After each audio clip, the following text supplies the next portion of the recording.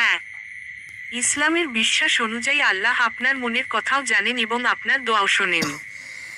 পবিত্র কোরআনে আল্লাহ বলেন, আমার বান্দারা যখন আমার সম্পর্কে আপনাকে জিজ্ঞাসা করে, তখন বলে দিন, আমি তো নিকটেই আছি। আহ্বানকারী যখন আমাকে ডাকে, আমি তার ডাকে সাড়া দিই। সূরা আল বাকারা 2:186।